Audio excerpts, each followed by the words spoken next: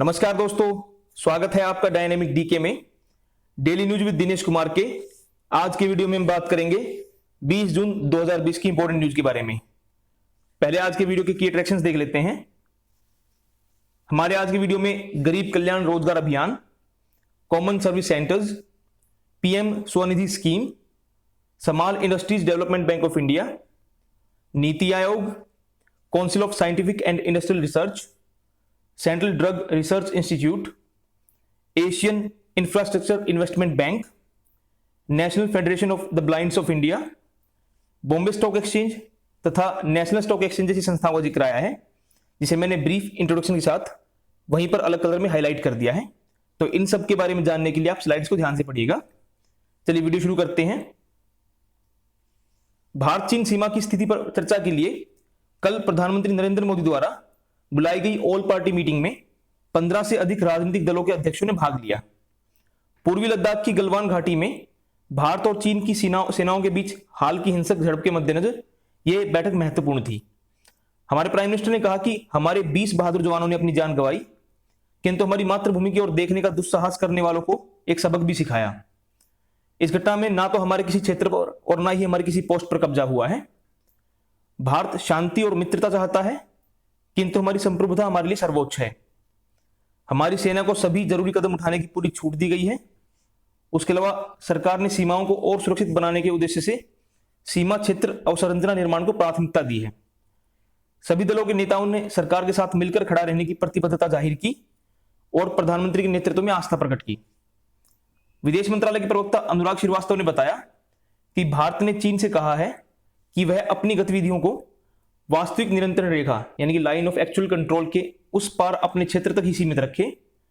प्रवक्ता ने कहा कि भारत का रुख पूरी तरह से साफ है कि वो नियंत्रण रेखा के इस पार अपने क्षेत्र में ही हमेशा सब प्रकार की एक्टिविटीज करेगा और सीमा प्रबंधन के प्रति उसका रवैया जिम्मेदाराना रहेगा। बढ़ते अगली खबर की ओर। प्रधानमंत्री नरेंद्र मोदी ने कल वीडियो कॉन्फ्रेंस के माध्यम से उत्तर प्रदेश के वाराणसी में विभिन्न विकास परियोजनाओं की समीक्षा की।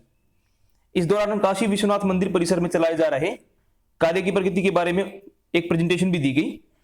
प्रधानमंत्री ने निर्देश दिया कि काशी विश्वनाथ परिसर के विकास के दौरान मिले सभी प्राचीन मंदिरों का संरक्षण किया जाना चाहिए। श्री मोदी ने अधिकारियों को मॉडल रोड की पहचान करने का निर्देश दिया।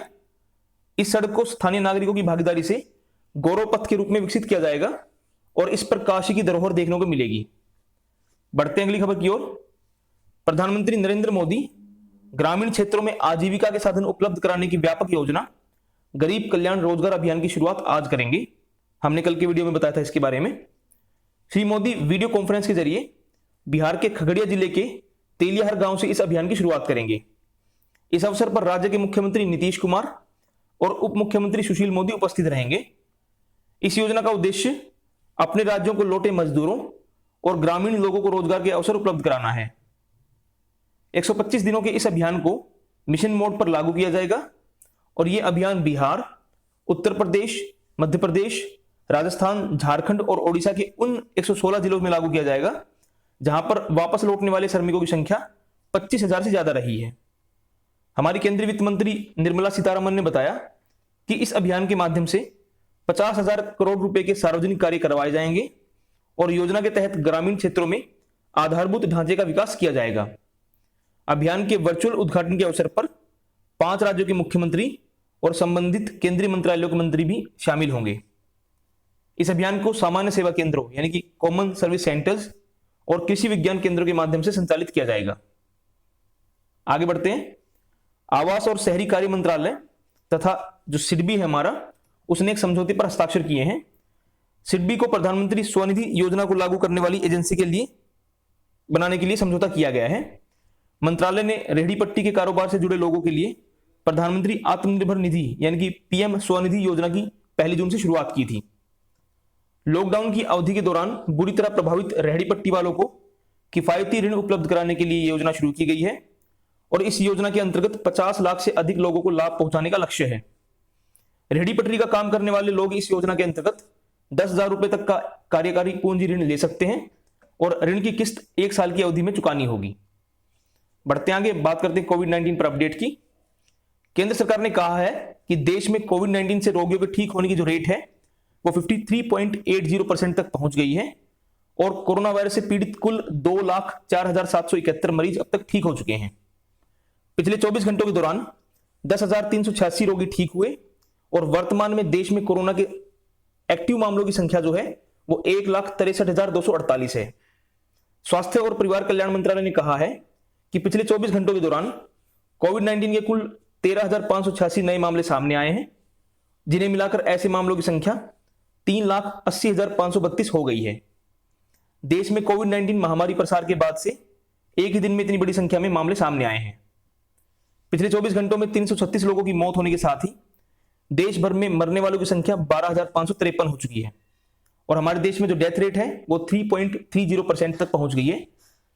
आगे बढ़ते हैं।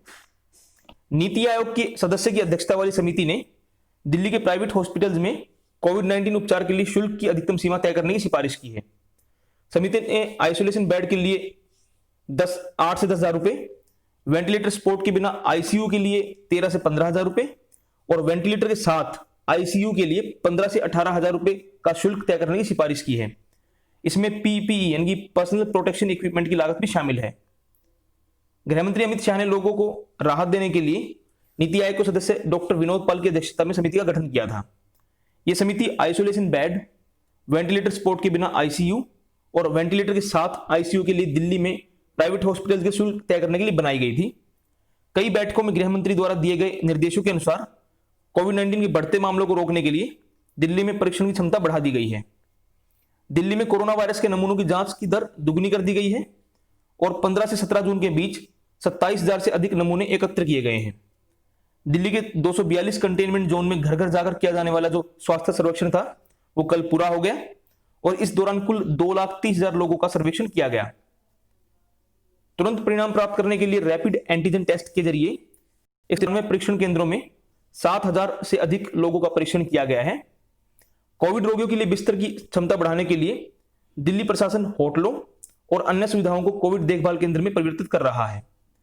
दिल्ली सरकार ने कोविड आरटी-पीसीआर यानी कि reverse transcription polymerase chain reaction इस टेस्ट के लिए 2,400 रुपए की रेट तय कर दी है। इसके अलावा रेलवे ने दिल्ली में बिस्तर की क्षमता बढ़ाने के लिए 500 से अधिक कोविड देखभाल कोच भी तैनात किए हैं। आगे बढ़ते हैं। केंद्रीय स्वास्थ्य मंत्री डॉक्टर हर्षवर्धन ने कहा है कि वैज्ञानिक और औद्योगिक अनुसंधान परिषद यानी कि CSIR इसके तहत लखनऊ की जो केंद्रीय औषध अनुसंधान संस्थान जो है उसकी प्रयोगशाला को यूमीफेनोविर दवा के प्रभाव, सुरक्षा और वायरस रोधी क्षमता के फेज 3 रैंडमाइज्ड डबल ब्लाइंड और प्लेसबो नियंत्रित परीक्षण की अनुमति मिल गई है। डॉक्टर हर्षवर्धन ने कहा कि यूमीफेनोविर दवा जो है वो सुरक्षित है और ये मानव कोशिकाओं में वायरस के प्रवेश को रोकने में कारगर है। साथ ही यह रोग प्रतिरोधी क्षमता बढ़ाने में भी उपयोगी है, यानी कि इम्यूनिटी भी बढ़ाती है। बात करते हैं इंडियन रेलवेज की। रेलवे ने कोविड-19 की स्थिति से निपटने के लिए बिस्तरों की क्षमता बढ़ाने के लिए 5,231 नॉन एसी कोच को आइसोलेशन कोच में बदल दिया है। स्वास्थ्य मंत्रालय और नीति आयोग की समेकित कोविड योजना यानी कि इंटीग्रेटेड कोविड प्लान के तहत ये कोच आइसोलेशन कोच में बदले गए हैं। ये सलाह दी गई है कि इन कोच में हवा के आने जाने की पर्याप्त व्यवस्था होनी चाहिए और यदि एसी कोच हो तो वो नॉन डक्टेड होना चाहिए। कोरोना रोगियों के लिए इन कोच को बदलने के से पहले वातावरण की एसी या गैर एसी कोच के मुद्दे पर नीति आयोग और स्वास्थ्य मंत्रालय के बीच में चर्चा हुई और इस बात पर सहमति बनी कि जो एसी कोच होंगे वो उपयुक्त नहीं होंगे क्योंकि एसी जो डक्ट होता है उसके जरिए कोरोना वायरस के फैलने की आशंका अधिक रहती है। बात करते हैं वंदे भारत मिशन की। बांग्लादेश में फंसे भारतीय नागरिकों को निकालने के अभियान के अंतर्गत कल अखोरा सीमा के रास्ते 124 भारतीय लोगों को त्रिपुरा वापस लाया गया। नॉर्थ ईस्ट के विभिन्न राज्यों के लोगों के लिए सड़क के रास्ते बांग्लादेश से भारत वापस आए लोगों का यह तीसरा समूह है। इससे पहले 28 मई को 230 भारतीय वापस आए थे। इस बीच विमान के जरिए भी बांग्लादेश से भारतीय नागरिकों को निकालने का अभियान जारी है। वंदे भारत मिशन के अंतर्गत 2,130 लोगों को भारत लाया गया है। आगे बढ़ते हैं। 8 राज्यों में कल राज्यसभा की 19 सीटों के लिए चुनाव हुआ। इनमें आंध्र प्रदेश और गुजरात के लिए 4-4 सीटें, मध्य प्रदेश और राजस्थान की 3-3 सीट, झारखंड से 2 और मणिपुर, मिजोरम तथा मेघालय से 1-1 सीट के लिए वोट डाले गए। अगली खबर की ओर बढ़ते हैं। केंद्र सरकार और एशियाई अवसंरचना निवेश बैंक यानी कि AIIB जो है उसने कल $75 करोड़ के कोविड-19 सक्रिय मोचन और व्यय सहायता कार्यक्रम यानी कि active response and expenditure support programme संबंधी समझौते पर हस्ताक्षर किए। इसके तहत गरीबों और वंचित वर्ग के परिवारों पर कोविड-19 महामारी के दुष्प्रभाव से निपटने के लिए भारत की सहायता की जाएगी। वित्त मंत्रालय के बयान में कहा गया है कि भारत के लिए AIIB का यह पहला बजटीय कार्यक्रम सहायता कार्यक्रम है। अगली खबर की ओर बढ़ते हैं। दिल्ली उच्च न्यायालय ने दिल्ली यूनिवर्सिटी के स्नातक और पोस्ट ग्रेजुएट के अंतिम वर्ष के विजुअली इंपेयर्ड यानी कि दृष्टिबाधित विद्यार्थियों को ओपन बुक ऑनलाइन परीक्षा में बैठने को कहा है। यह परीक्षा 2 जुलाई से शुरू होगी। अदालत ने कहा है कि विद्यार्थियों को परीक्षा के लिए पुस्तक अथवा जो जरूरी उपकरण है उनकी 2 लाख रुपए तक की खरीद की राशि का भुगतान किया जाएगा। न्यायालय की बेंच ने निर्देश दिया कि जब कभी ओपन बुक परीक्षा का दूसरा चरण शुरू होगा, दृष्टिबाधित विद्यार्थी पहले चरण की परीक्षा के अपने अंक सुधारने के लिए परीक्षा देने के पात्र होंगे। National federation of the blind of India इसकी याचिका पर सुनवाई करते हुए उच्च न्यायालय ने यह निर्देश दिया है। महाराष्ट्र सरकार ने एक नया पोर्टल जारी किया है जो कि न केवल रोजगार ढूंढने वाले युवाओं बल्कि उन उद्यमियों के लिए भी लाभदायक होगा जो कि कुशल कामगार ढूंढते हैं। www.mahaswayam.gov.in नामक यह पोर्टल ऑनलाइन रोजगार कार्यक्रम के रूप में काम करेगा। बढ़ते हैं अगली खबर की ओर। घरेलू शेयर बाजार में कल लिवाली तेज रही और प्रमुख सूचकांक 1.5% बढ़त के साथ बंद हुए। बॉम्बे स्टॉक एक्सचेंज का सेंसेक्स 524 अंक उछलकर 33,732 पर बंद हुआ। उसके अलावा नेशनल स्टॉक एक्सचेंज का निफ्टी 153 अंक बढ़कर 10,244 पर बंद हुआ। अंतर बैंकिंग विदेशी मुद्रा बाजार में डॉलर की तुलना में रुपया 6 पैसे कमजोर होकर 76 रुपये 20 पैसे पर आ गया। बढ़ते हैं आज की लास्ट खबर की ओर। इंटरनेशनल योग डे जो कि 21 जून को होना है, उस दिन सूर्य ग्रहण भी होगा। विश्व के कई भागों में अंगूठी के आकार का सूर्य ग्रहण नजर आएगा और भारत में सूर्य ग्रहण राजस्थान, हरियाणा और उत्तराखंड में देखा जा सकेगा। लेह लद्दाख में भारतीय खगोल भौतिकी संस्थान जो है हमारा, उसने ऑप्टिकल, इंफ्रारेड और गामा रे दूरदर्शी के लिए विश्व के सबसे ऊंचे स्थानों में से एक हानले में से सूर्य ग्रहण की लाइव स्ट्रीमिंग के इंतजाम किए हैं। प्रधानमंत्री नरेंद्र मोदी ने लोगों से कहा है कि रविवार को अंतर्राष्ट्रीय योग दिवस परस्पर सुरक्षित दूरी के मानदंडों का पालन करते हुए अपने घर पर ही मनाना चाहिए हमें। एक वीडियो संदेश में उन्होंने कहा कि योग दिवस एक सार्वजनिक आयोजन होता है, लेकिन यह असाधारण समय है और इसलिए हमें घर पर ही रहकर इसको मनाना होगा। प्रधानमंत्री ने कहा कि योग से मानसिक, शारीरिक और मनोवैज्ञानिक चुनौती से निपटने की क्षमता उसमें होती है। तो दोस्तों, इतिहास की खबरें। बात करते हैं आज स्टैटिक फैक्ट्स के बारे में। आज 20 जून है। 20 जून 1756 को बंगाल के नवाब सिराजुद्दौला ने कलकत्ता के फोर्ट विलियम पर अधिकार कर लिया था।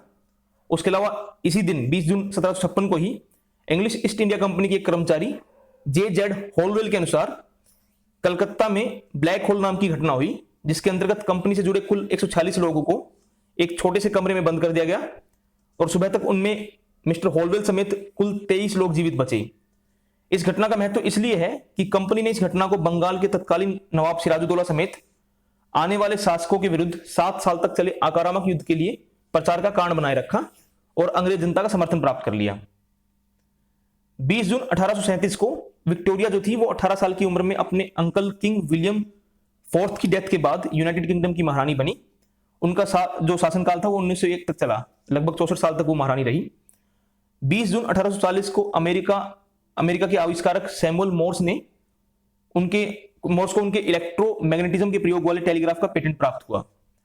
20 जून 1867 को अमेरिकी राष्ट्रपति एंड्रयू जॉनसन ने रूस के राजा अलेक्जेंडर II से अलास्का खरीदने की घोषणा की और 18 अक्टूबर 1867 को ये अमेरिका ने इसको $7.2 मिलियन के बदले इसका पोजेशन प्राप्त कर लिया। आगे चलकर 3 जनवरी 1959 को यह अमेरिका का 49वां प्रांत बना। 20 जून 1921 को लंदन में आयोजित इंपीरियल कॉन्फ्रेंस में VS श्रीनिवास शास्त्री ने दक्षिण अफ्रीका और अन्य ब्रिटिश कॉलोनी में रहने वाले भारतीयों को फुल सिटीजनशिप देने का मामला रखा। उसके अलावा 20 जून 1966 को federation of Mali and Senegal को फ्रांस से स्वतंत्रता मिली।